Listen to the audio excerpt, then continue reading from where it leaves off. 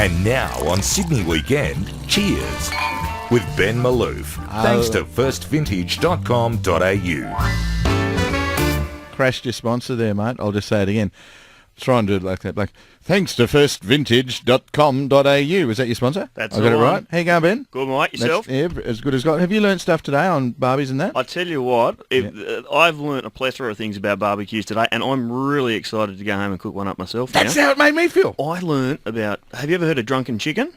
Drunken chicken. My brother-in-law taught me about that yesterday. Yeah. Yeah, you get a chicken. Yeah. You marinate it, a little bit of garlic, a little bit of olive oil, a little bit of lemon. Yum. Yeah, you get a beer can, drink the first third, poke some holes in the top, stick it in the bottom of the chicken, sit it there for 45 minutes in the Weber, steams it from the inside with some beautiful beer flavours coming through, and the skin's nice and crispy if you put a little butter on it. Outstanding. So if anyone Hang on. So the paint on the beer can is in contact with the inside of the chicken. Does it, like the paint go, burning in the chicken or anything? Haven't had any dramas with that. It steams it just beautifully. But if anybody gets it wrong and it doesn't work, John Reed, that's my brother-in-law, it's all his fault. His fault, correct, right. Thank you very much. If you were going to... Now, wait for a word is going to come shortly. Listen out for it. If you were going to have drunken chicken at your joint, what would you team the meat with? Oh, me, personally, in a summer afternoon, Pinot Gris. It's absolute no-brainer, particularly because it's really hot outside. It's a really refreshing style of drink. Yeah. And those light flavours of the chicken, those really beautiful, lean, fleshy pieces of chicken, just a perfect accompaniment to Pinot Gris. The best bits of the chalk are those two little round things underneath it. Like, I don't know what you call it, but there's two little bits you can scoop them out. They're like an olive... what am I thinking? Oyster-type thingo? Do you know the bits? What are they called? Anyone know what those things... Girls, you know the things on a chalk? So you turn the chalk over, and there's two little round things on the bottom in little indentations of the bone. They're the best bits of the chalk. Do you know what they're called? Do you know what I'm talking about? No, they just figure... No, it's not the parson's nose. No, that's the bum. Isn't it? The clacker. Cloaca. They're both tasty either way. Oh, do you eat the parson's nose? I'll eat everything. Do you? Oh, absolutely. I just can't come at the parson's nose. I think I've had chooks, and I think, oh no, I'm pretty right. That's the tail bit. Kenny might know. If you know what those two little things are called, can you give us a ring on 131873? Anyway, someone will know. Why do wine blokes have gravelly voices?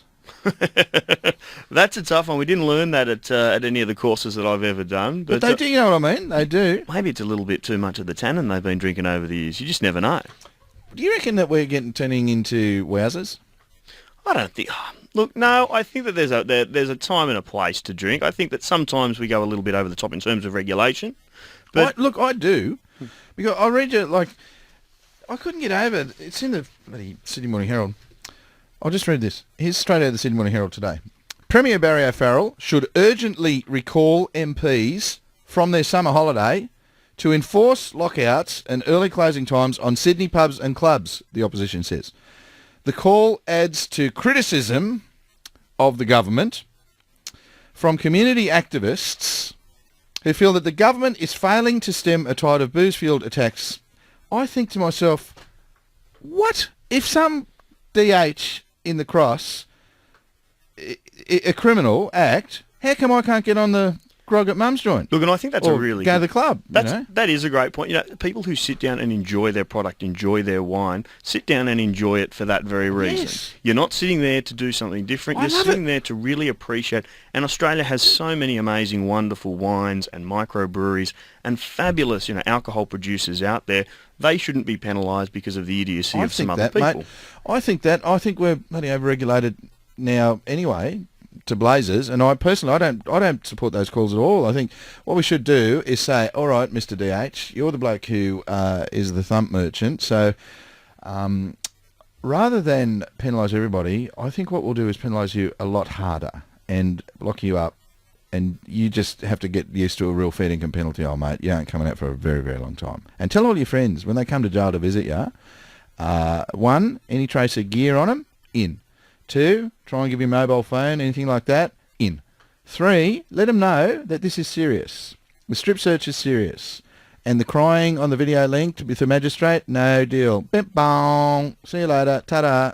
Tough man. Go into jail and be a tough man as you become the love interest of a hardened robber who hasn't seen a shapely figure for quite some time. Now, mate, I just want to paint a theoretical proposition for you. Just say that you are a former president of the Australian Workers' Union called Bob Kernahan, and just say that you became aware 20 years ago of a certain fraud conducted by a bloke called Bruce Wilson, just theoretically, and his girlfriend who became the Prime Minister. Now, if you were looking at a Royal Commission of Inquiry into that matter, or the police finalising successfully their investigation of the malfeasance, what champagne would suit the purpose? That's a loaded Theoretical. question. It's theoretical. What champagne would you drink? Always drink Australian sparklings. Would ya? I always drink Australian ones. Do you? Yeah, absolutely. So the widow Clicquot, yeah, Verve Clicquot, you don't like her?